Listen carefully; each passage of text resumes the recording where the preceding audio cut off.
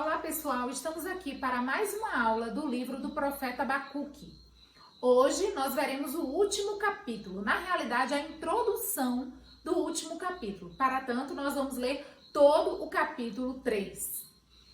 É tão interessante que Abacuque começa num vale profundo e termina nas alturas excelsas. Nós vamos ler agora o capítulo 3, que é uma poesia, um cântico. Alguns dizem que é o cântico mais lindo do Antigo Testamento. E nós vamos então ler este cântico, esta poesia do profeta Abacuque em forma de oração. Capítulo 3. Oração do profeta Abacuque sob a forma de canto. Senhor, tenho ouvido tua fama e me sinto alarmado. Aviva a tua obra, ó Senhor, no decorrer dos anos, e no decurso dos anos, faze-a conhecida. Na tua ira, lembra-te da misericórdia.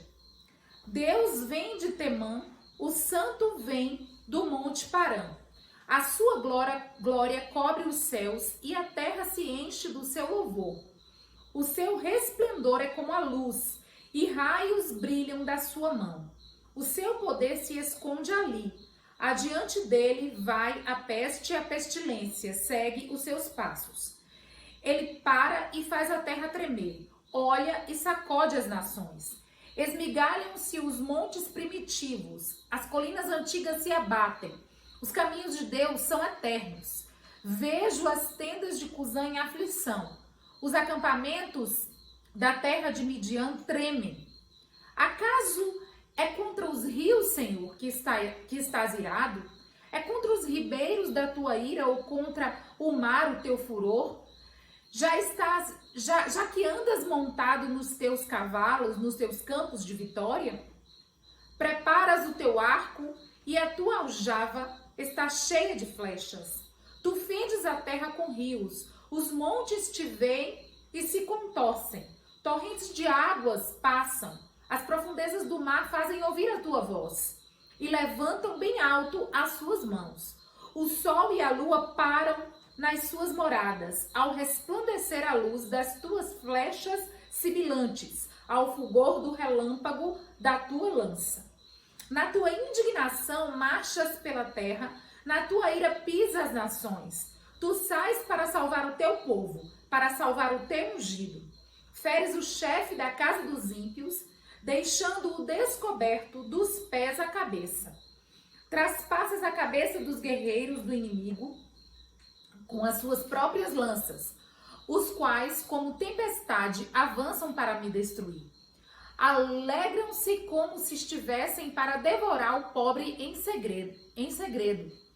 Marchas com os teus cavalos pelo mar, pela massa de grandes águas. Ouvi isso e o meu íntimo se comoveu. Os meus lábios tremeram ao ouvir a tua voz. A podridão entrou nos meus ossos e os meus joelhos vacilaram, pois em silêncio devo esperar o dia da angústia que virá contra o povo que nos ataca. Ainda que a figueira não floresça, nem haja fruto na videira, ainda que a colheita da oliveira decepcione e os campos não produzam mantimento, ainda que as ovelhas desapareçam do aprisco e nos currais não haja mais gado, mesmo assim, eu me alegro no Senhor e exulto no Deus da minha salvação. O Senhor Deus é a minha fortaleza. Ele dá aos meus pés a ligeireza da corça e me faz andar nas minhas alturas. Amém. Vamos orar? Querido Deus, amado Pai, nós queremos te agradecer pela leitura da tua palavra, queremos te agradecer por esta palavra ter chegado até nós, queremos te agradecer pela preservação da tua palavra, queremos te agradecer, Senhor, porque a tua palavra, ela é restauradora, ela nos restaura, ela nos alimenta, ela nos sustenta. Como é maravilhoso, Senhor, ouvir a tua palavra, ler a tua palavra. Como é maravilhoso, Senhor, sabermos que a tua palavra é a verdade. Nós queremos te agradecer porque temos acesso a ela, porque podemos estudá-la e porque o teu Espírito ministra a tua palavra em nossos corações. Queremos pedir que o Senhor aplique essa palavra em nossos corações, que nós possamos, ó Deus, a cada dia amar mais a palavra do Senhor, valorizar a palavra do Senhor, cumprir com os teus desígnios, cumprir com os teus mandamentos, cumprir com as ordenanças do Senhor e fazer com que realmente, Deus, a nossa vida assim seja agradável a Ti, em nome de Jesus. Amém. Se existe uma lição que nós podemos tirar deste terceiro capítulo, é que verdadeiramente há alegria em viver pela fé. O profeta Abacuque, ele vai do desespero à esperança. Ele vai do temor à fé. Ele vai da angústia avassaladora à exaltação indizível. E em nenhum outro lugar nós encontramos as palavras de um profeta israelita tomando a forma de um poema composto para a celebração de um culto comunitário. Em nenhum outro lugar a gente encontra isso. No capítulo 2 do livro de Abacuque, Deus revela a Abacuque que o justo viverá pela fé. E no capítulo 3, Abacuque se mostra esse justo que confia no Senhor, não importam quais sejam as circunstâncias. Depois da revelação divina, nós observamos a inteira confiança de Abacuque no Deus vivo, no Deus da sua salvação, como ele mesmo disse, mesmo em meio ao caos. Como a palavra de Deus tem um poder restaurador. Neste capítulo, a gente olha que Abacuque ele muda de estilo, né? Ele muda de conteúdo. Abacuque acaba de compor um cântico, né? Uma poesia belíssima ao Senhor, um hino de louvor, que na realidade se constitui uma joia, né, do saltério hebraico. E a gente pode observar que neste terceiro capítulo aqui, que, como eu já disse, alguns dizem que é um dos mais belos cânticos do Antigo Testamento, Abacuque ele é ousado em seu conceito, Abacuque é sublime em seu pensamento, ele é majestoso em sua linguagem e ele é puro em sua retórica. A gente observa que Abacuque, ele não tem uma reviravolta de uma hora para outra. Abacuque, ele não tem um insight assim e muda de opinião do nada. Não é assim. Ele não mudou de estilo do nada, né? Ele não saiu do desespero para a esperança do nada. Ele não saiu do temor para a fé de uma hora para outra, né? Com meditação transcendental ou coisa parecida. Claro que não.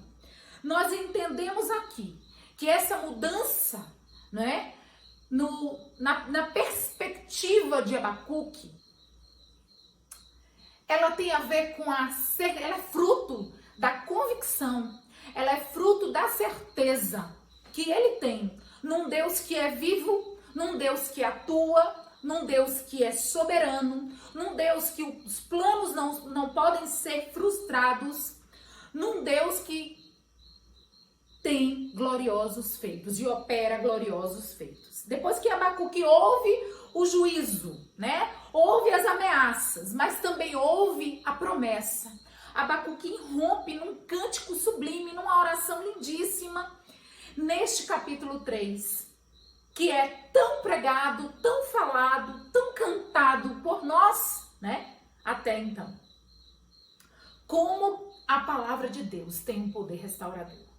A palavra de Deus tem um poder restaurador. Depois que Deus fala, Abacuque muda completamente a sua postura. E a gente observa que o povo que conhece a Deus é um povo forte. Lá no livro de Daniel a gente encontra essa revelação. O povo que conhece o seu Deus é forte e ativo.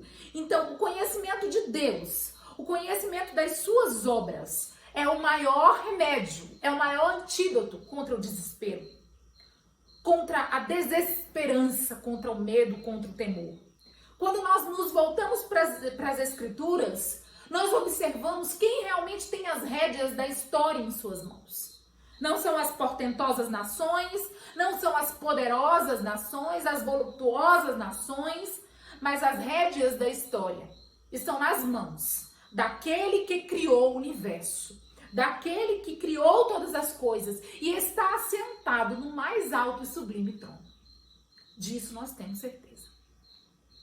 Então, os impérios opulentos, né? Os impérios majestosos, eles caem, voltam ao pó, caem no esquecimento, vão para as páginas das histórias, para objetos em museus. Aqueles que estavam oprimidos,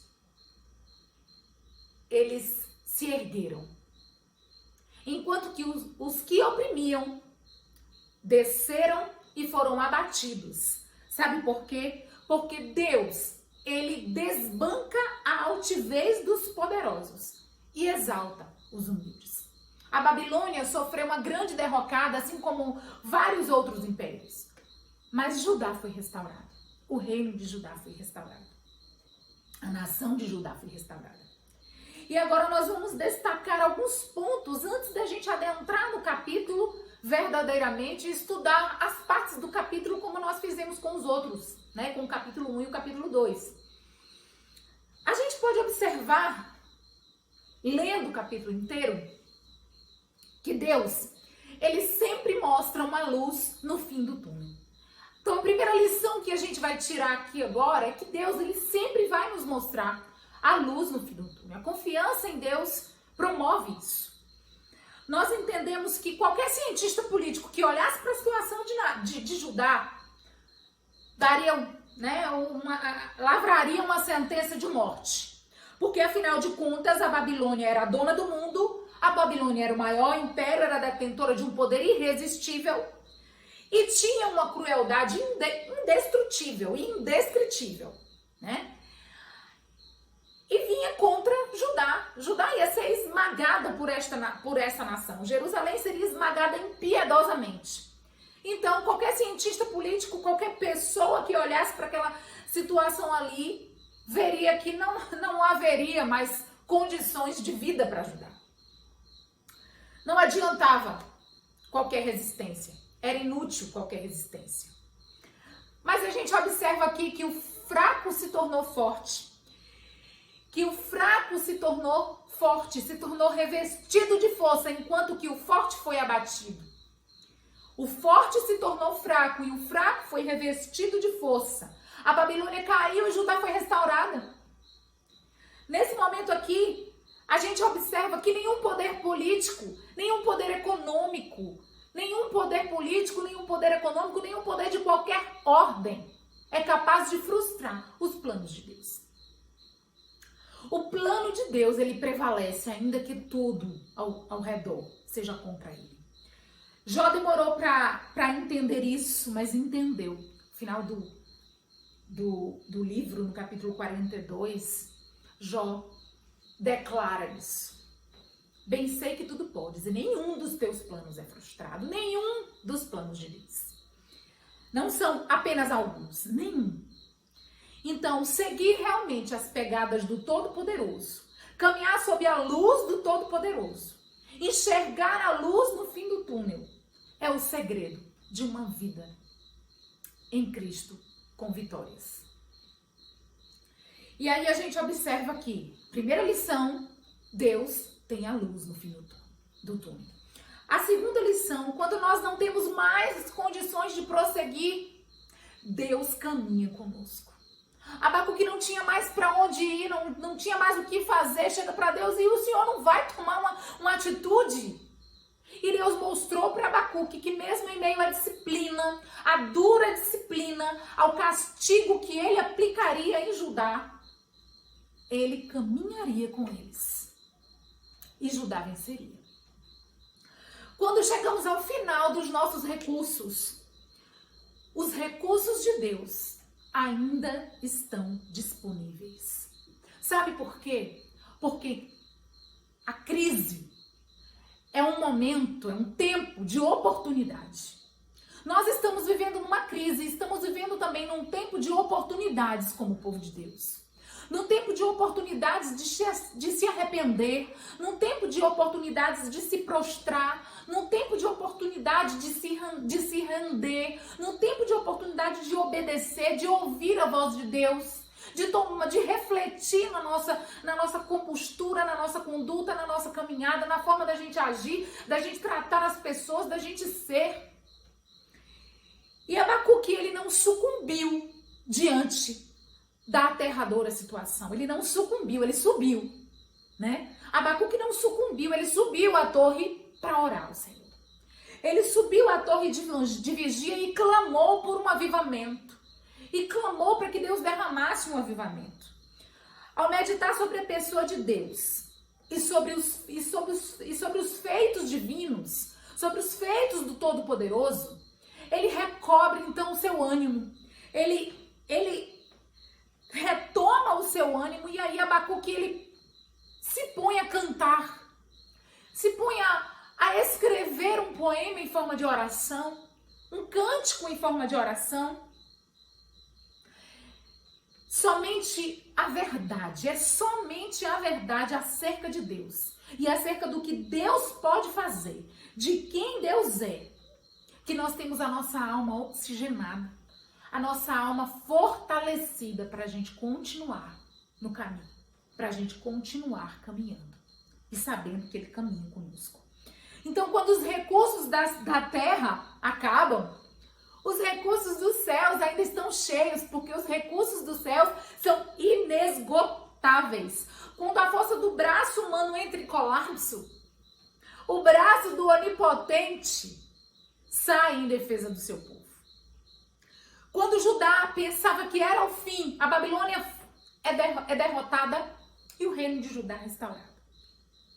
A fé em Deus, ao contrário do que alguns dizem e pensam, não é fuga dos problemas.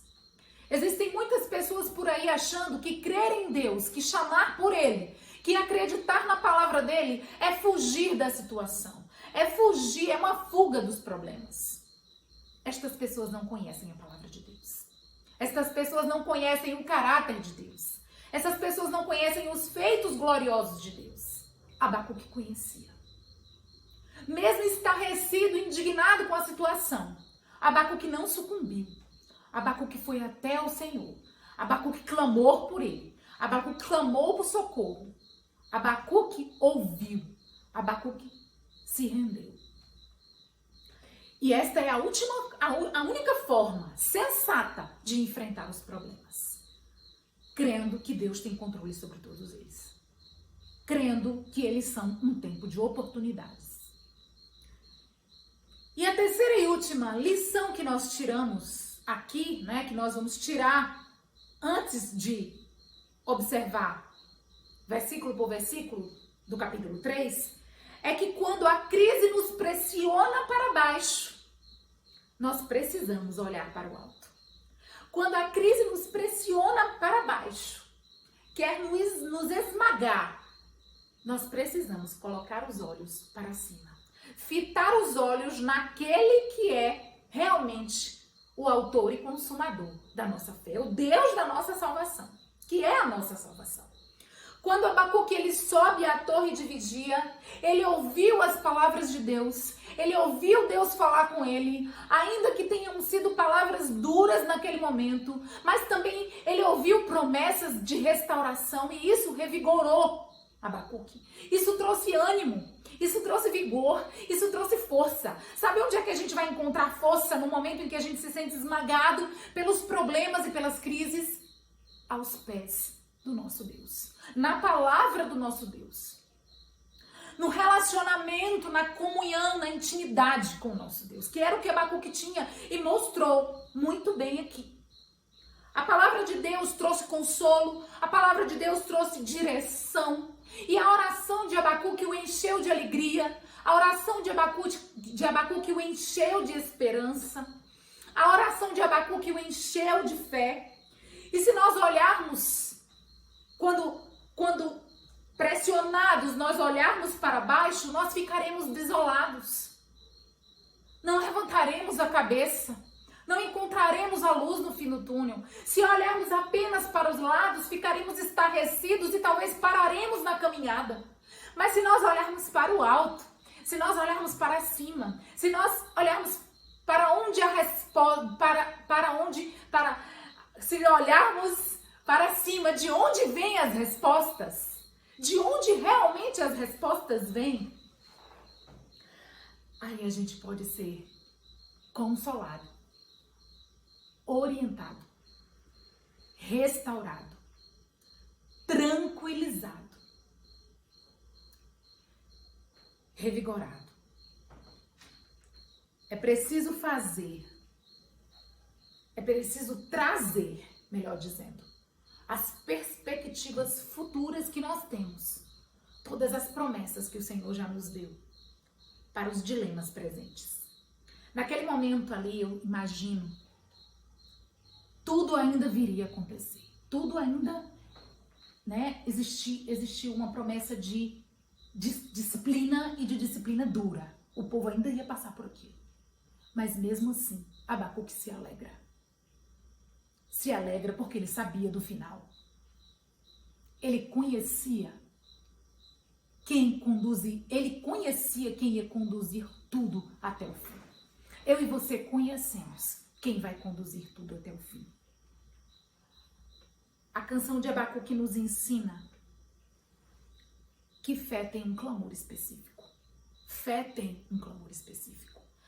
A oração de Abacuque, a canção de Abacuque nos ensina que seja qual for o problema presente, o dilema presente, é preciso nós trazermos todas as perspectivas que nós temos do nosso Deus para dentro dessa conjuntura adversa. E assim, a gente pode terminar com a canção de alegria, esperança e fé no nosso coração. Que o Senhor nos abençoe. Nas próximas aulas, nós estudaremos, então, os versículos do capítulo 3. Amém.